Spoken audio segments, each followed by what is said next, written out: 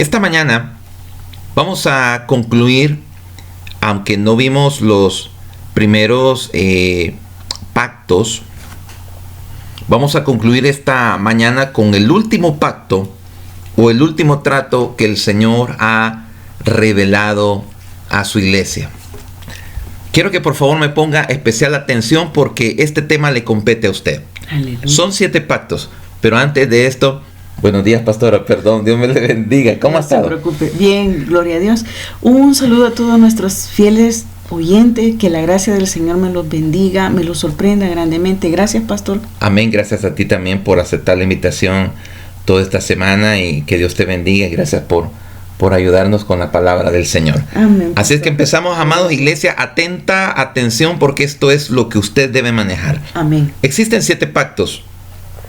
El pacto edénico, el que el Señor hizo con la creación.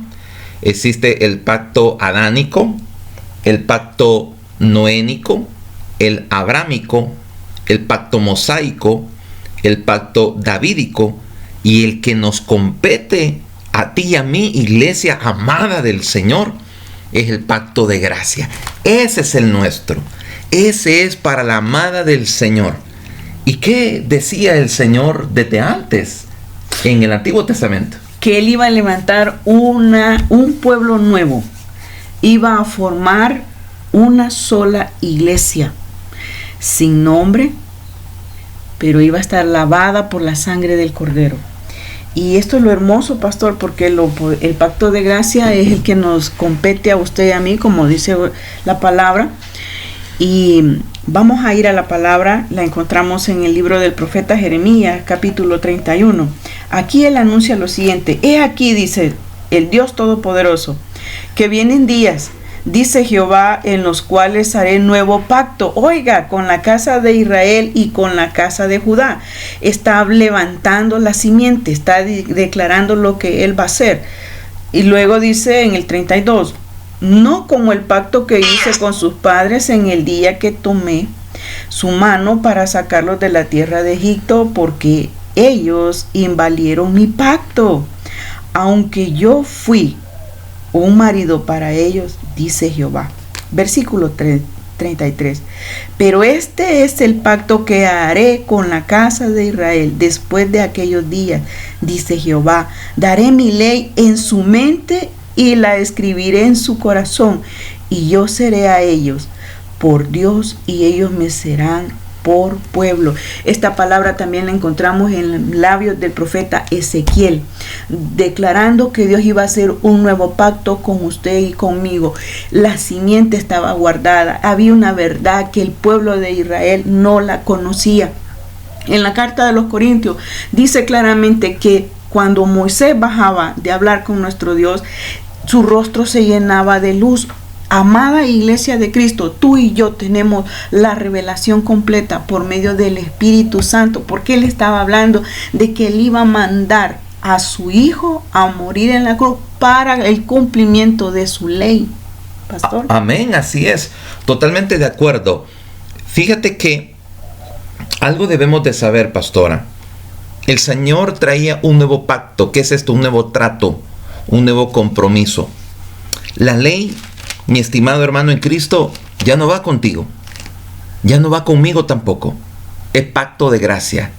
¿Y ese pacto qué tiene que ver? Pues lo vamos a ver a continuación. Vamos a averiguar de qué trata ese pacto. Por eso es que respetamos lo que las demás personas hacen, pero Dios no nos ha llamado a judaizar. Dios no nos ha llamado a traer la ley bajo la óptica de la gracia. Nunca.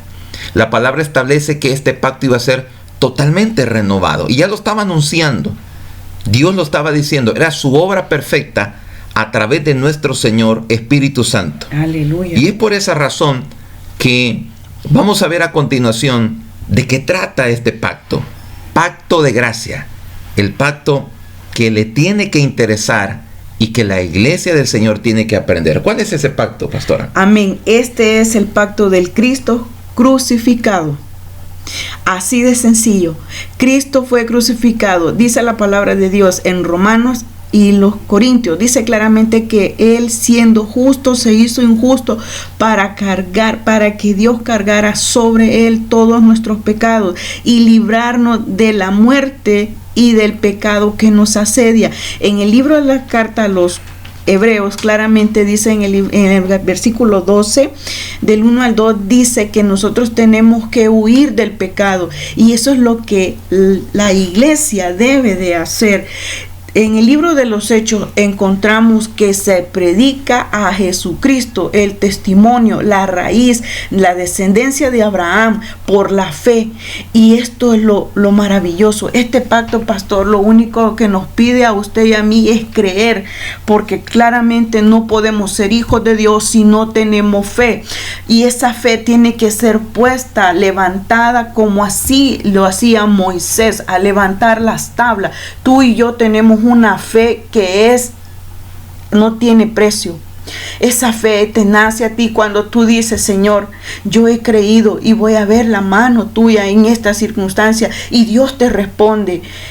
Lo más importante de esto es que tú necesitas tener la palabra en tu boca. Me fascina lo que dice la palabra en el Salmo 81:10. Yo soy Jehová tu Dios, que te saqué, dice, te hice subir, dice, de la tierra de Egipto. Abre tu boca. Cuando tú tienes fe, abres tu boca y declaras lo que la palabra dice. No tenemos que añadirle más, solamente es tomar la escritura, ponerla en tu boca, y es tu boca la que va a hablar. Por eso es que nuestro Señor Jesucristo nos decía claramente que de la abundancia del corazón habla la boca. Si nuestro corazón está mal enfocado, y por eso muchas parábolas se basan en esto, porque para Israel fue un velo que todavía no se les ha quitado. ¿Por qué? Porque ellos están esperando al Mesías, cuando el Mesías fue puesto públicamente para todo aquel que crea, pastor.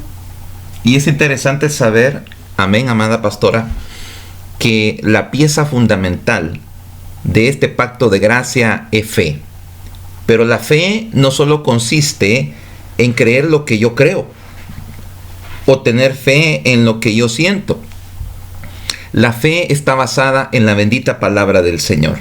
Y la fe no es estática. La fe es movida. La fe es puesta en marcha. Por eso es que el apóstol Santiago, en el capítulo 2, versículos del 14 al 17, dice esto: hermanos míos, ¿de qué aprovechará si alguno dice que tiene fe y no tiene obras? ¿Podrá la fe salvarle? Porque si un hermano o una hermana están desnudos y tienen necesidad del mantenimiento de cada día, y si alguno de vosotros les dice: id en paz, calentados y saciados, pero no le dais las cosas que son necesarias para el cuerpo, ¿de qué aprovecha? Así también la fe, si no tiene obras, es muerta en sí misma. La fe es acción. La fe es moverse. Si yo tengo fe pero no hago nada, no pasa absolutamente nada. ¿Qué es lo que tengo que hacer para poner mi fe en acción? Pues son prácticamente lo que el Señor nos dio. Marcos 11:23, declaro la palabra. Marcos 11:24, oro la palabra. Marcos 11:25, limpio mi corazón. Porque la fe no puede obrar en un corazón duro. La fe no puede obrar en un corazón donde Dios no ha entrado. Y algo que debemos de saber, que la palabra de Dios dice que la fe obra por el amor. Si tú no tienes amor, la fe no funciona. No funciona, porque la trinchera donde la fe florece es que tú tienes que tener amor por tu prójimo. Aceptarlo tal y como él es, con los errores, con los defectos, con los fracasos, porque es perfecto solo Dios. Pero cuando tú tienes la óptica de Cristo, por eso es que nuestro Señor Jesús veía con ojos de amor y misericordia a la prostituta, al ladrón, al huérfano, al caído, al enfermo. Siempre, nunca le vio el pecado, sino la necesidad que tenían del Señor. Y esto es lo que hace el pacto de gracia. Para que el pacto de gracia funcione en tu vida, tienes que tener fe. Para que la fe funcione, tienes que ponerla en marcha. ¿Y cuál es esa marcha? Declaro la palabra, declaro lo que está escrito en la Escritura y lo que viene. Valga la redundancia. 2, oro la palabra. Y 3, limpio mi corazón. Porque si yo tengo rencor, odio, envidia, si yo tengo un corazón dañado, si yo tengo pleito, si yo estoy enojado, no te va a funcionar la fe. Tiene que predominar el amor de Dios sobre nuestra vida. Porque la palabra de Dios dice, no se ponga el sol sobre vuestro enojo. ¿Qué significa eso? No le des larga. Arregla esa situación, agarra la palabra, ponla en marcha para que la fe no sea estorbada. La fe es un siervo que nos va a ayudar grandemente, pero necesito saber qué tiene que ver conmigo, pastora. Amén, pastor. Usted hablaba algo muy hermoso y lo voy a referir con esto, lo vamos a amarrar. Dice la palabra de Dios que el Espíritu Santo es muy capaz de convencer a los hombres de pecado. Y ¿sabes qué, iglesia? Nosotros muchas veces hemos manipulado la palabra de Dios. Te lo digo en general, porque para gloria de Dios, Gesiel se ha levantado con un manto en el cual no buscamos lo nuestro propio, sino que predicamos la verdad. Esto que mucha gente no lo entiende, no lo quiere explicar. Pero la palabra de Dios dice claramente, y esto lo venía anunciando nuestro rey desde Zacarías 12:10, dice: y derramaré sobre la casa de David y sobre los habitantes de Jerusalén el espíritu de gracia y de súplica, y me mirarán a mí, a quien han traspasado, y se lamentarán por él, como quien se lamenta por un hijo único, y llorarán por él como se llora por el primogénito. Amada iglesia de Dios, si tú comienzas a leer el libro de los Hechos, vas a encontrar que allí solo lo que se predica es a un Cristo que venció el pecado, venció a la muerte, que tiene poder para restituir, poder para sanar, poder para levantar al caído, en el nombre poderoso de Jesús. Cristo no ha dejado una iglesia enmarañada en dichos de hombre, sino que Él se presenta en el Apocalipsis 3:20 y dice: he aquí yo estoy a la puerta y llamo. Si alguno oye mi voz y abre la puerta, entraré a Él y cenaré con Él y Él conmigo. Amada iglesia de Cristo, tú a lo que te tienes que abrir única y exclusivamente es al Espíritu Santo, porque el Espíritu Santo es el que te va a guiar, el Espíritu Santo es el que te va a mostrar. El Espíritu Santo es el que te dice lo que está por venir. Nosotros anunciamos el poder de Dios resucitado por el Padre, y que Él está trabajando, obra en cada uno de la iglesia y obra en ti y en mí. Y la palabra lo menciona así en Juan capítulo 16 versículo 13, dice: pero cuando venga, Él ya vino, iglesia. Dale a Cristo tu corazón. No dejes que tus pensamientos te enmarañen. No dejes que la duda tome el control en ti, sino que dale al Espíritu de verdad. Ríndete a Él. Dile: Espíritu Santo, yo quiero conocerte, yo quiero amarte, porque cuando estemos en el cielo, Él es el que nos va a decir el canto que vamos a cantar. ¿Y sabe qué canto es? Digno es el Cordero. Digno es el Cordero. Digno es el Cordero. Aleluya. ¿Sabes por qué? Porque esta es una relación que nadie va a manipular entre tú y Dios. Por eso es que nosotros le decimos a las personas: lea su Biblia, un solo versículo, pero pregúntele: Espíritu Santo, dime qué me quieres decir aquí. Al Espíritu Santo le decimos en la mañana: toma nuestra naturaleza pecaminosa, haz una nueva criatura, que lo que está escrito en 2 de Corintios 5:17 es una realidad. Yo soy una nueva criatura en Cristo. Las cosas viejas pasaron, he aquí todas son hechas nuevas. Yo he muerto y he resucitado y estoy sentada en los lugares celestiales, porque ahí es donde tú estás, en los lugares celestiales. Dios no prometió una derrota a la iglesia. Dios no prometió una religión a la iglesia. Jesucristo no vino a predicarle. Jesucristo vino a hacer y a buscar lo que se había perdido, y lo que se perdió fue el amor. Eso es lo importante. Cristo es amor. El fruto del Espíritu comienza con amor y luego lleva el gozo. Yo no siento gozo, llámalo en el nombre de Jesús. Quiero sentir tu gozo. Quiero vivir bajo la atmósfera que tú has dejado. Tú has prometido que tengo espíritu y dominio propio. Yo quiero vivirlo, y vas a ver que no estamos predicando a los aires, le estamos hablando a la iglesia amada de Cristo. Pastor. El nuevo pacto se cumple en Cristo. Aleluya. Y eso tienes que saberlo, iglesia. El nuevo pacto se cumple en Cristo y su obra perfecta. ¿Cuál es esa obra perfecta? El derramamiento de la sangre de Él, según Lucas 22:20. Todos los antiguos pactos señalaban al nuevo pacto y se cumple en el último que estamos viviendo, amada del Señor. Jesús es el Hijo de David y Hijo de Dios, según Romanos capítulo 1, versículos del 3 al 4. Jesús, nuestro Señor, Él obedeció. Escucha bien esto, Él obedeció perfectamente la ley de Dios. Jesús obró en la ley. ¿Por qué lo hizo así? Para cumplirla. Porque tú y yo no podemos cumplir la ley. Por eso es que lo decimos con mucho respeto y cariño. No te metas a judaizar, porque si te metes a hacer eso, tienes que cumplir las 613 leyes y no puedes. Jesús lo hizo. Jesús lo hizo. Y por esa razón, como representante, Él obedeció perfectamente la ley de Dios, por lo que a causa de esa obediencia trajo bendición a su pueblo. Según la epístola del apóstol Pablo a los Romanos, capítulo 5, versículos del 12 al 19. Él es el ungido. Amén. Por el Espíritu y la simiente de Abraham prometida. En Él son benditas. Aleluya. No solamente las naciones, sino que tú y yo. Porque Él trajo las bendiciones de Abraham para ti y para mí, según la epístola del apóstol Pablo a los Gálatas, capítulo 3, versículos del 7 hasta el final. Pon atención a esto. La muerte de nuestro Señor Jesús cumplió el antiguo pacto e introdujo el nuevo pacto. Es decir, Jesús obró en la ley para traer la gracia. Y esa gracia maravillosa es la que nos ha sustentado, es la que nos tiene a ti y a mí.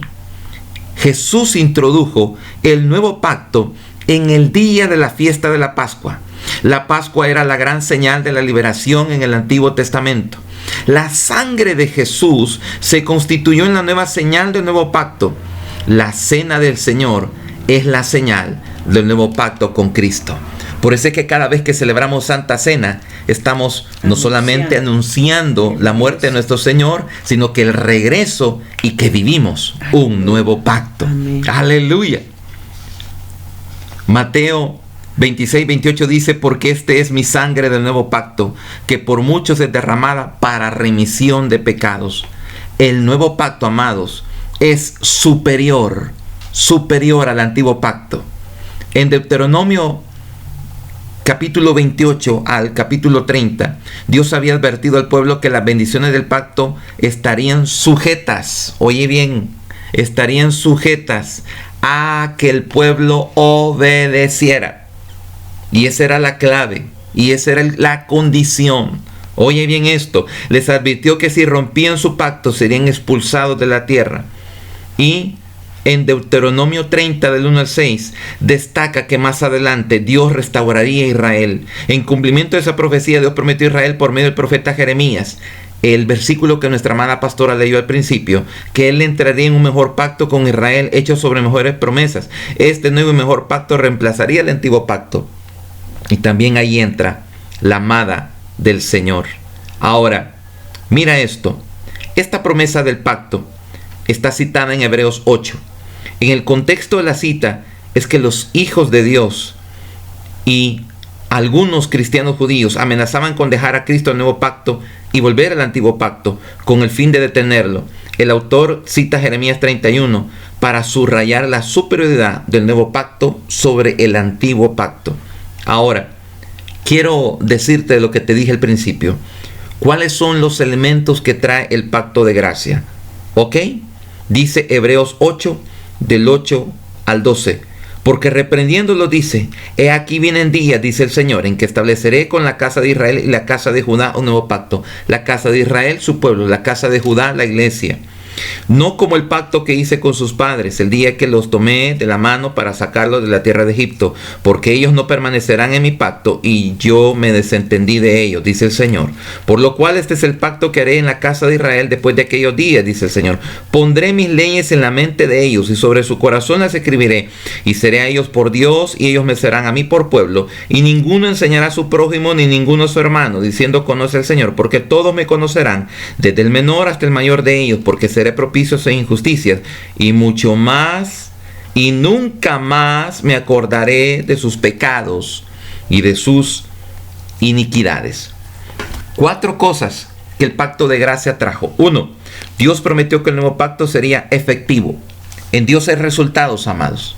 En Dios hay resultados. Hebreos 8 del 8 al 9 dice: el antiguo pacto no fue efectivo porque Israel rompió el pacto y así quedó bajo la ira de Dios. El nuevo pacto sería efectivo porque tiene un mejor mediador y se basa en promesas aún mejores. Amén. 2. Dios prometió poner sus leyes en sus mentes y escribirlas en sus corazones, haciéndolas posible obedecerlas. Hebreos 8:10. 3. Dios prometió que Él sería su Dios y que todos le conocerían. Aleluya. Hebreos 8 del 10 al 11. Y 4. Dios perdonaría sus pecados y no los recordaría nunca más. Hebreos 8:12. Adán, a través de su pecado, trajo la maldición y el juicio sobre la tierra. Cristo toma ese pecado y juicio sobre sí mismo. Él paga por el pecado de todos aquellos a quienes Él representa. Amados, si tú ves, este pacto es perfecto. Aleluya. Es pacto de salvación, pacto de salud, pacto de bendición, pacto de protección. Es completo. ¿Y qué es lo único que tú y yo tenemos que hacer? Permitirle al Señor que entre en nuestro corazón. Dejarlo que sea nuestro rey, nuestro gobernador. Permitirle al Santo Espíritu, porque Él es una persona fundamental, que obra en tu vida y que Él haga las cosas. Yo quiero invitarte en esta mañana que si tú no has creído, tú puedas hacer a nuestro Señor Jesucristo tu dueño, tu Señor y Salvador, y permítele al Santo Espíritu de Dios que obre. No meta tu mano, cree. Y si no crees en el Santo Espíritu, hoy es el momento, porque son y es pieza fundamental de este pacto de gracia. Pastora. Amén. Es por esa razón que siempre te estamos recordando y cubriendo con la sangre del Cordero, porque la sangre del Cordero quita todo pecado y nos ha librado del yugo de la maldición de Él.